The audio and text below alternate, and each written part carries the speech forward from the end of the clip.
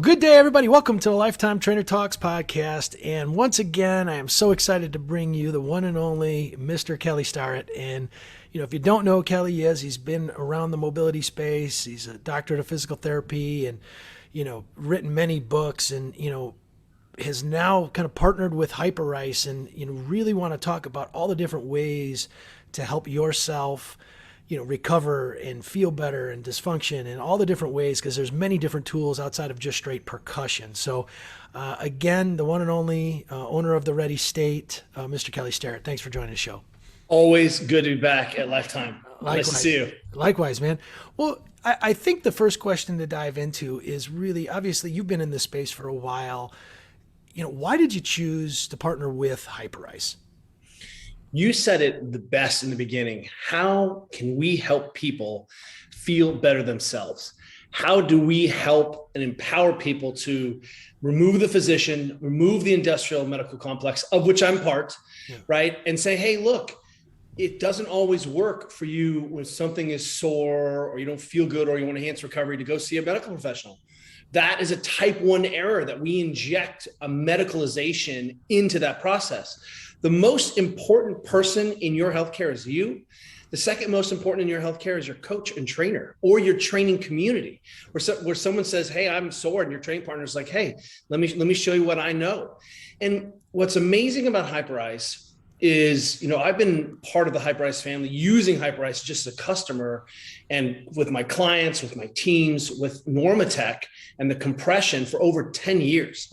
And what we found was, it really is great to go work with a medical professional when you have a complex problem, when you need skilled care. And let's define this for a second, because I think this really sets this up. We define injury as can no longer occupy my role in society, can't do my job, can't occupy my role in the team, can't occupy my role in my family. I can't be a father to my children because my back hurts. Okay, this is a medical professional. Let's go get some help. Let's go get some eyes on it. Everything else is a pain in the butt. I agree. It's gnarly. You've tweaked your back deadlifting because you were not paying attention when that good looking person walked past and you were pulling, right? Those things happen. But if it doesn't smell like a red flag, numbness, not even that, we'll say night sweats, dizziness, fever, vomiting, nausea, right? Like something occult is going on. Or, hey, I stepped off this curb, heard a snap. Now I can't weight bear. Like those are obvious reasons to go get some medical help. But everything else is actually is just information and part of the training sphere. So one of the things that we're trying to do here is say, hey, look, pain does not mean injury. Pain does not mean you have a medical problem or a dysfunction. Pain is a request for change. And wait for it.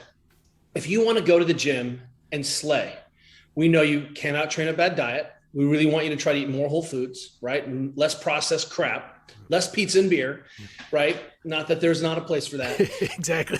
But if you didn't sleep, jumped on a red eye, had a newborn, super stressed at work, man, I guess what? You're going to suck today. You're going to suck on your team.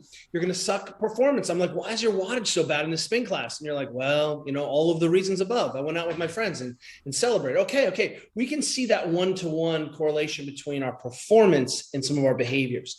I want us to also appreciate that pain is just like missing range of motion, poor wattage, poor poundage, couldn't hit my sets today. I don't know why. If something is hurting, it's just the same kind of information. So when we see it, we don't just mean ignore it. And this is really where Hyperice and I sort of fell in love, is that we have been having a disingenuous conversation about self-soothing and pain for, I don't know, as long as there have been humans. Because what we've said is pain is a medical problem. And everyone's like, great, I'll reach for some THC. I'll reach for this bourbon. I'll reach for this ibuprofen. We have been managing our own pain ourselves. And what we realize is that we have a whole lot of tools to actually do a couple things. One, make myself feel better, self-soothe. That's the right word, right? And that means, hey, something is sore, something is stiff. I can directly impact that. That may be changing hydration, improving blood flow, restoring motion. That may also just mean that your brain suddenly is like, oh, it's not really a big deal after all. No big deal, right? We can enhance recovery, which means we can speed up the adaptation process, which means you can get better gains from the work you've already done. And you can do that in your home. You don't need someone else. You don't have to pay someone else. You don't have to go to get a stretch on. You don't have to see a physio.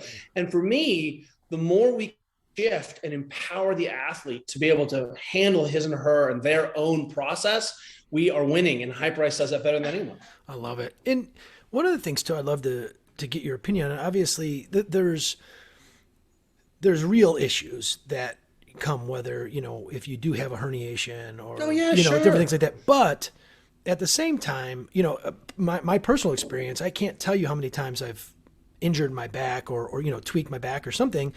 And through whether it's percussion or e-stim or different things that I've done by myself, it's gone away and I feel great, and it takes a bit of time. So this fear, like you had said, is the fear of you going in when you have pain. You see the doc, they do an MRI, you've got a herniation. Oh my gosh. Talk to me about that, because obviously a lot of people have herniations and they're asymptomatic. So, you bring up a really good point. One of the questions, without sort of going to this rabbit hole, is if you have pain and you see a physical therapist and then your pain goes away, are you healed? Maybe not. Is that tissue 100%? Maybe not. So what we want to say is that a lot of our systems are currently set up, and I'm not bagging on the system because I'm a physio and I work with a lot of really kick-ass doctors. But what we want to say is, the system is not set up to be tightly coupled to your life or training. So if you stepped off a curb and turned your ankle and your ankle's sore for a few days, no one freaks out. You're like, I sprained my ankle. It's no big deal. I played soccer. I played the rest of the game. If you tweak your back, everyone's like, oh, I've got back rabies. Oh my gosh. This is the end. It gets super weird, right? Yeah. And what we know is, look, when we see changes in the body, degenerative changes, normal aging changes, trauma from playing sports in high school, it doesn't matter what it is, right? Whatever you can wrap it. Understand what that means is you may have less access to your potential physiology, which means you may be a little bit more sensitized or sensitive on that long downhill run. It means you have to do a little bit more maintenance. Do you remember how you felt when you were 17? Indestructible. Mentally and physically, right? If I took a picture of your skin at age 17 and showed it to you, compared to your skin now, I'm 50, I'm 48 next week. Yep. And was like, let's talk about the degenerative changes in your skin, Kelly. And I'd be like, oh my gosh, I have skin cancer, rabies, I'm dying. Because it looks like if I'm comparing that. So what we have are tissues that are set up to be 100 years old, that are set up to take some wear and tear. Let's just be honest. And so one of the reasons the reason we get an MRI or radiographic is that we've crossed everything else off the table and we think we're going to need surgery because we have a change in a function that we need to understand so that we can see and make appropriate pieces. I have sat in a lot of surgeries for people who don't have pain, they have loss of function. So the pain gets mixed in there because what happens if you don't have pain, but you have a herniated disc, as you say? Well, it means that okay, I'm a little bit sensitive. I get a little sore earlier. I can tell that I'm losing my position soon. That's all that means. And by the way, herniations don't just resolve, they resolve over time. We know that to be true. So what are you going to do for the next 12 to 18 months? See your physical therapist every single day? So it's true that sometimes we are treating symptoms. But I'm like, yeah, that's a headache. I take Tylenol for a headache because I don't want to live with the symptom. I don't maybe stress, but I don't have to be uncomfortable. And I think that's where some of the nuance or the challenges from the medical community, because they're like, we're empowering people to feel better themselves and they don't need us anymore. I'm like, precisely. Sweet. So, obviously there's a suite of things that have come out, obviously through Hyperice, and I'd love to kind of go through the mechanisms of each, so obviously percussion is the most popular right now. So that's the guns in the various different ones. Would you mind talking about what they have and then, how that should and maybe should not be potentially used? Yeah. So first and foremost, I've been on some podcasts and some panels where physical therapists are working in gym environments and they see a coach or a trainer using a Hypervolt on someone, a percussion instrument on someone, and they're like, oh, and I'm like, hold on. Do you think that's more dangerous than teaching this person to deadlift or power clean or swing a kettlebell? Because you're crazy. One is that we have never seen anyone go blind from using these things, right? I have them. This is how, when we owned a gym for 16 years, we just had closed it down because of the pandemic. We have all the percussion instruments right at the front desk, and people grab them, and we didn't have to sanitize 27 times a day, but you get the idea. People would grab them and put it where they were sore, or where they felt like they couldn't access a position, or they felt stiff. And they would stop doing it when it stopped feeling good, and they would never overdo it. So I am a huge fan of these devices are best used by a person on themselves. It doesn't mean someone with some skill can't use it in lieu of an elbow. But what we're getting with percussion is sort of several things. And let me be clear first. The research around percussion is really good, right? And when we think about, are we tapping into reflexes in the tendons? Are we hydrating fascia? Are we getting just non-threatening input into the body?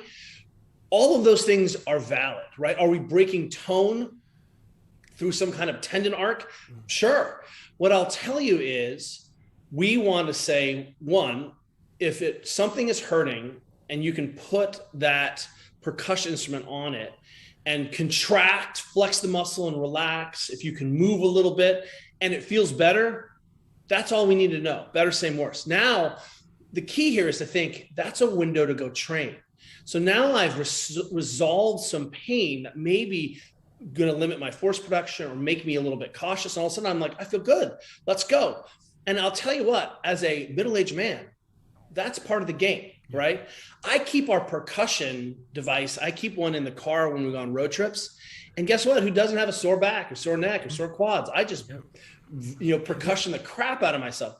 So what we found is we can have a little bit better input without having to be static and do allows the person using percussion to be a little bit more lazy. And that means I don't have to work as hard and contract, relax, and move around. I can move the instrument around. And what that means is I have better adherence. I may have better outcomes quickly. So I'm a huge, huge fan. And here's something that I love. If you've ever rolled on a foam roller on your quads and vomited and passed out and then woken up in a fetal position, you know that it is not comfortable. I got to cut you off and I apologize, but I think that happened more when you started to introduce those lacrosse balls. Yes, it's true. It's my fault. We were, the foam roller is a pool noodle. It's a pool toy for children. So we're clear. That's how I think about that. Yeah. And all you have to do is go to Thailand and have a 65-year-old Thai massage grandma just savage your quads. And you're like, okay, the bar is a little higher than I thought. Yeah. So, the key here is that one of the reasons that we really like percussion, and I'll put in vibration they're just cousins, slightly high frequency, is that oftentimes we see that people have different sensitivities to percussion or to compression or pressure. And what's nice about the percussion is it's a lot more comfortable for people to initiate conversations around vibration and movement. And what's happening here is that we're not just mobilizing skin and muscle, we're getting fascia, we're pulling on the tendon. When people are immobilized with surgery or have a range we can get a lot of input into the system, which is telling the tendon, telling that system how to load. There's this idea called mechanotransduction, which means that if I want a tendon or a ligament or fascia or muscle to do its job, I have to load it in an eccentric way, a concentric way. And what we can think of I like to think about vibration percussion as movement without motion. That's really powerful. That allows me to get a ton of movement in the system without actually having to move a limb. So what that gives us then, particularly with my young people or people who are more sensitive or a little smaller, is they can quickly modulate the pressure. So a simple rule, if you're working on yourself, if you can't take a full breath, you're going too deep. So you're automatically protected. And a simple rule is that if it feels good, keep doing it. If it starts to feel bad, you've already done enough. If you're working on a tissue that hurts, when you start and it starts to feel better, then it just feels like beige Switzerland after a while, you're also done. Move on, get something else.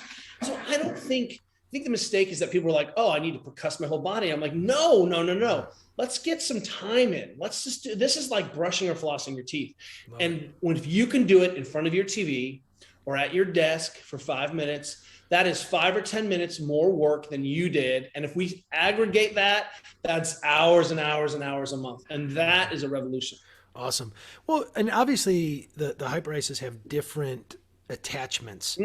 Would you mind, maybe obviously how to start? I know there's the flathead, there's the bigger round, there's the smaller round. Would you mind talking about just how to interact with those a little bit? Yeah, there's this thing we like to call, we invented a bunch of years ago, called informed freestyling. It means, the round head is a little soft and it's a good starter. Like, I don't know, I've never done this before, Oh, you've never done this before? Let me introduce you to the hottest pad thai ever. You're like, if that's your first food, you're going to be freaking out, right? And what I want you to do is to just have some input, then be like, I wonder what this tool does.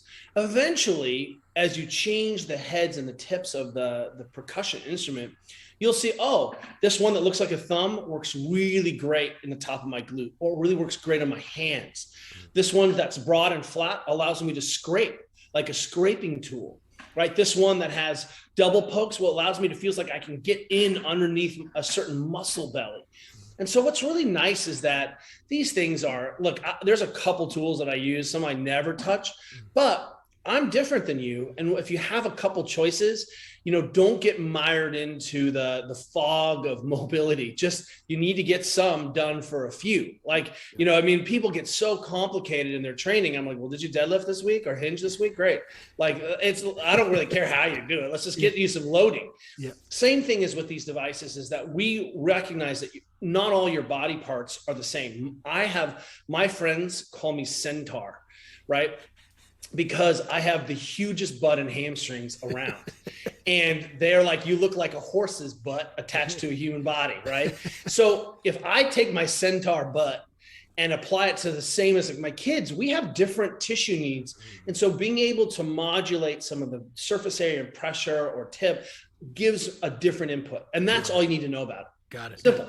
And one last thing with percussion, specifically in the guns, is, are there some common spots, and again, everybody's different, obviously, where their pain is, but with regards to the muscle itself, so a little bit more technical from a trainer perspective, obviously trigger points is a hot topic, or, people hear about that. And how would you go after, if there is something, in the upper trap or somewhere in that area, how would you go about actually using the tool? Is it just hit it where it hurts and hold it, or... Yeah. Any suggestions there? The key is think about all the different kinds of soft tissue modalities: elbows, active release therapy, contract, relax, PNF. There's so much you can do. And basically, though, you can drop in a Hypervolt and have that kind of sort of percussion with all of those techniques. So first and foremost, I love mobilization with movement. So anytime I can get some context, so I can shrug or up and down, or I just create an isometric. So an isometric, once again, is movement without motion, right? If I go to pull 1,000 pounds off the ground, I'm not going to go very far, but there's a lot of tension being created in the system. So if I start with the premise that nothing I push on should hurt. So if I push on something, I'm creating my brain is perceiving that localized compression moment as sensitive, right? And resting state should be not sensitive. So it doesn't mean you're injured. It doesn't mean you're messed up. It just means your brain is saying, hey, let's pay attention here. And by the way, you probably found a trigger point, which is so great. So, the key is we want to sort of scan the areas. Look, we feel like we have a couple things that I really like to do is I tend not to go up and down the muscle belly. I'm a little bit more interested in how that muscle or tissue system relates to the neighborhood, right? The quad isn't a quad. It attaches to the IT band. Right? It wraps around and has an interface with the adductor. What's going on at the knee? How does it go on all the way at the hip? So suddenly what you realize is, man, I can definitely do some trigger points, and I have some spots in my quads that hate me, right? That's just who I am, and because I'm riding bikes a lot. But I also really like to come into the seams, come into the border. And what ends up happening is that you'll start to also develop a pattern of your own dysfunction. So based on who you are, the length of your limbs, the kinds of movements you always do, the kinds of environment you're on, you'll have your own pattern. So suddenly you're like, man, that little spot on my glute, right above, right, my right below my hip bone and high glute, if I just put the volt in there for a second, or I get on a hypersphere and vibrate there for a second, I feel better and I want to go ride my bike. You'll remember that because you are a clever person. The key here is, again, some simple rules. Should always be able to take a full breath. I want you to be able to contract and relax. If you're working at a pressure where you can't squeeze or activate or recruit in that position, I think you're going too deep, right? I want you to have control. I want you to remind your brain, I got control here. And part of what we're doing sometimes is just putting input into the body and reminding the body to feel certain areas that become blind spots in sort of our sensory motor map. And if you've ever heard of Feldenkrais method was, let's do these movement things, these patterns and lessons on the ground. And guess what? People would feel better because they would bring awareness into their movement. Maybe some of that's happening with percussion. Our brains are like, look at that. I haven't talked to the hamstring insertion since '89. Welcome back, right? It could be simple as that. Got it. So you mentioned hypersphere. So now, we've talked about there's Hypervolt. What other percussion instruments? I know hypersphere, but they have a couple different guns out, right? Yeah. So what I want people to understand around the different levels of volts is you probably need the least aggressive one. I know you're so special and you're so strong and so handsome, but honestly, the Go is the smallest one, and it's one of my favorites. It's so quiet, super portable. For Christmas last year, that's what everyone got. I gave everyone a Go because I was like, I want this in your house. I want this in your handbag. What's nice about that is that actually all of the motors have a lot of power, enough power for you, certainly. What we see is that they start to become a little bit more powerful. Batteries last a little bit longer. If you're putting it in a heavy use situation, you may want sort of the top end beefy. Like if I'm working on NFL guys and I'm helping NFL guys work on NFL guys, guess which one I'm reaching for? Like the one where I can lean my whole body mass into it. But what you'll see is, look at your budget. If every house in America had a Hypervolt, it's amazing how much better we could all feel. And, we have donated these to our kids' teams. And guess what? The kids know how to use them. Shoulders a little sore from the last workout. They hit it, then they get in the pool, they feel great. And that's enough. I think it really is. I think because the medical profession is so afraid that people are not skilled enough to take care of their bodies. How, you need a dietitian to eat more vegetables and meat. Like, okay, well, maybe you're right. But the same thing here is you have a right to fix yourself. So in the volt level, you can sort of choose the one, hey, this medium one, I'm probably a medium person, but just don't be afraid because they're all really, really good and powerful. And sometimes, you can get in the market at the Go level and then give that one away for Christmas or your buddy or mom, and then you could like upgrade if you wanted to. Got it. The Sphere so I just got back from a trip to Africa where I was paddling this big class 4-5 river. It's been on my bucket list forever. Wow, that's awesome. And what device did I take with me? I took a Sphere because long airplane rides and beating the crap out of myself on this huge volume class 5 river. I literally had it in the bottom of the Batoka Gorge in my dry bag, and I whipped it out and I was sore, beat up. And guess what happened? It had me feel like I was more excited to go scare the crap out of myself and pull the next day. So the Sphere that comes in a couple sizes. I love the Sphere. It's also a good access in.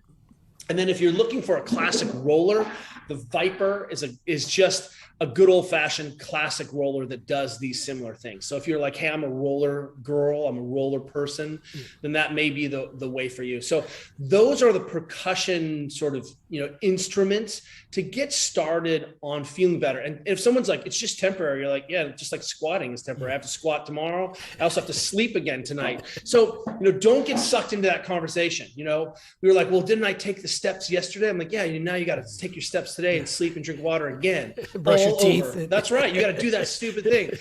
So what you'll see is that over time, you can really improve how you feel and do that again at home. That's the magic. Yeah. And look, if your gyms have these things, use them at the gym when you're done training. Roll around for 10 minutes.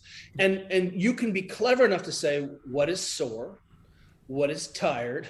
What muscle group did I just work? What movement? And then go work on that. Yep. Or you're thinking to yourself, hey, tomorrow's bench day. Might as well get prepped for that. What muscles or movements are in bench day? So I think when you start to couple a movement with a recovery modality, then all of a sudden you are really clever and are doing what we're meant to do, which was, man, can you imagine if I'm like, yeah, heavy, brutal squat day. And then I immediately see my massage therapist right afterwards and they mobilize my tissues and enhance blood flow and help me feel better and I'm less sore. I would do that every single day. It just turns out it's super expensive and not really practical for a mortal person. So now they also have a contrast hot-cold tool that I believe is just coming out. Would you mind, one, talking about the benefits of that and then talk a bit about that, that particular item? So imagine Hyperice is a high-performance wellness company that really is a movement company. So all of it, we may be addressing pain or discomfort, but it's about what? So you can move again. Mm-hmm.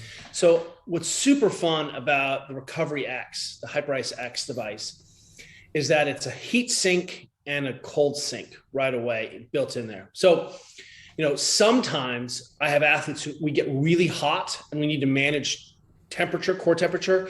So we can throw that on. And that's how I originally found this company was even before they were part of the sort of Hyperice network. I was in love with this technology because it allowed us to drop core temperature in our athletes very quickly behind the knee, at the elbow, right? The heating side of it is the heat is highly analgesic. It can make you feel better. It increases blood flow. It does all the things that we're after. And this thing gets really warm. Battery lasts forever. Training in cold environments. You got a creaky knee, right? Like I've had a total knee replacement because I crashed skiing and destroyed my knee and buffered as long as I could. Now, guess what? When it's super cold out, I'm like, wow, my knee is stiff. Like, must be a storm coming in. Yeah. But if I can get that thing super hot, then it feels better. Then I actually have a window to go train. So it allows me to kind of speed that up. So that's in a device. We have an incredible device called a Sphere, which really helps people to meditate with this it does a ton of very advanced things I don't want to get into, but understand it can, without having to look at a clock, it can give you a lot of tactical input about your breathing, about your timing. It picks up heart rate, it measures a whole bunch of other respiration rate pieces. And so that's really interesting. And again, look what we're trying to do. We're trying to say as a company, how can you feel better and actually have some really discrete inputs so you can go back out into the world and do the things you care about, whatever that is.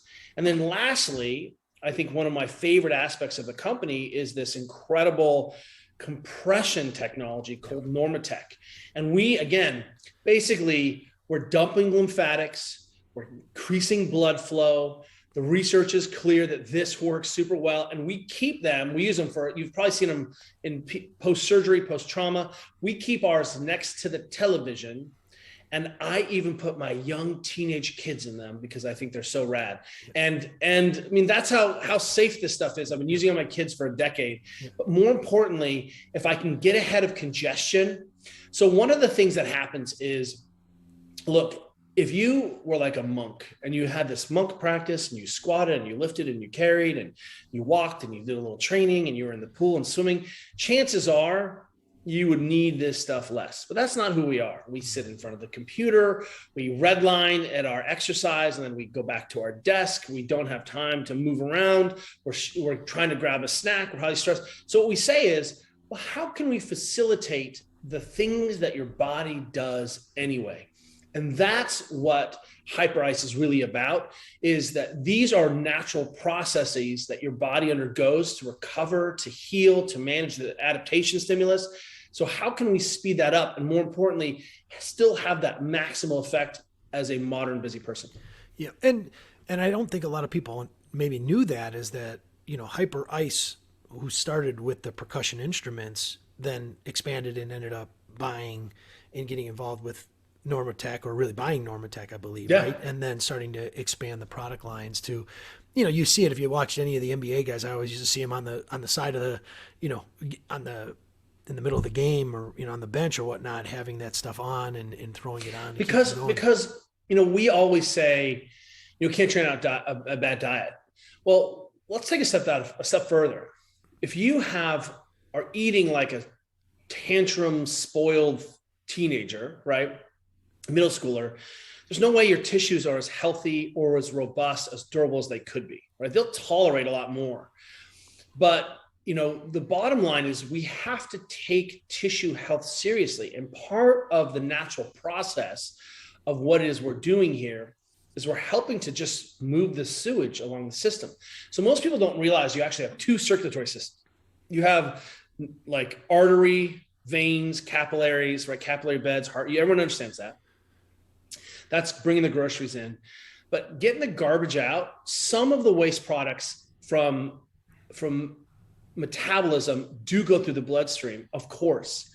But the big protein pieces, the big chunks, the torn down, the turnover cellular matrix, all of that goes out through your lymphatics. The joints are all drained through the deep lymphatic system. The lymphatic system is the sewage system of your body.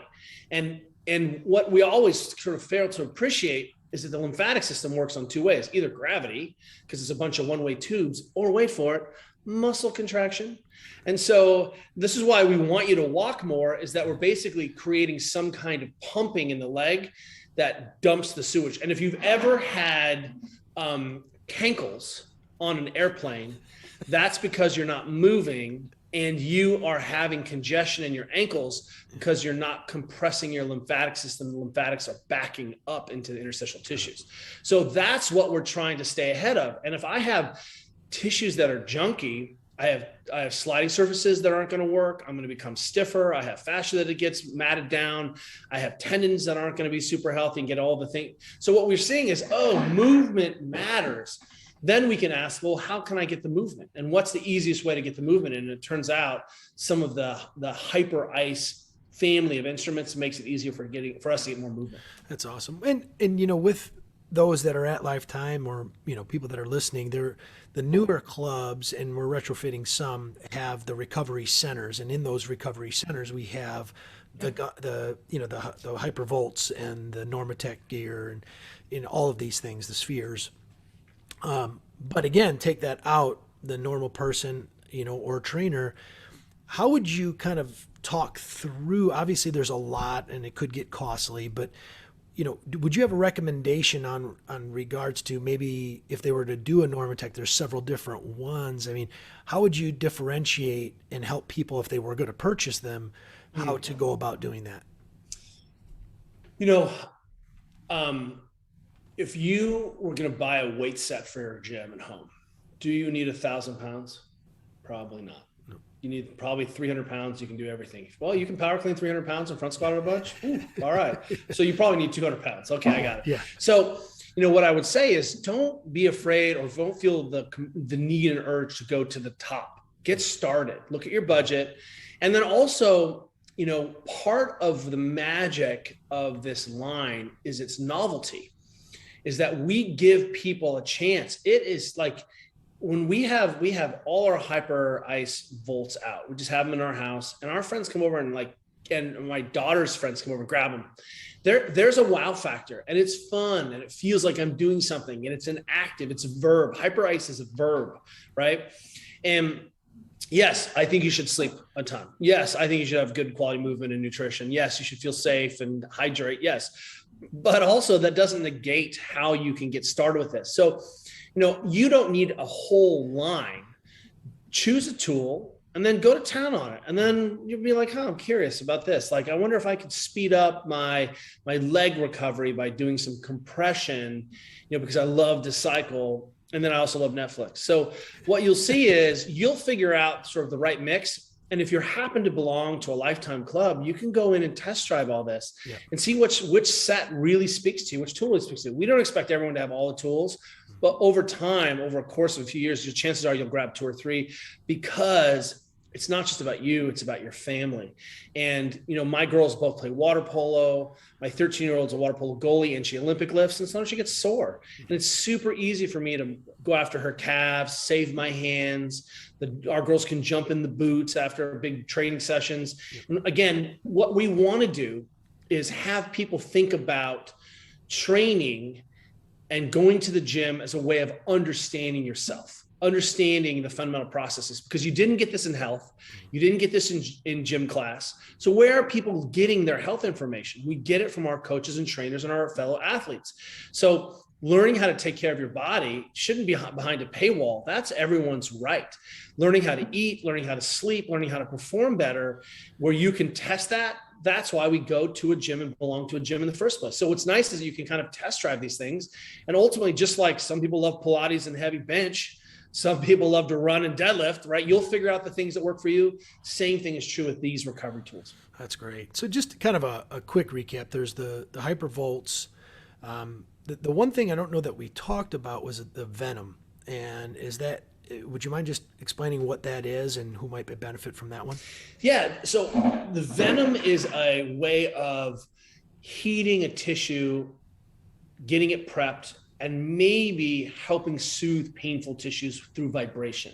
So the Venom basically is this on-demand heat source. So, what's nice is, again, what we're trying to do is open up the gates around blood flow. We're trying to just tell the brain, you don't need to pay attention here, right?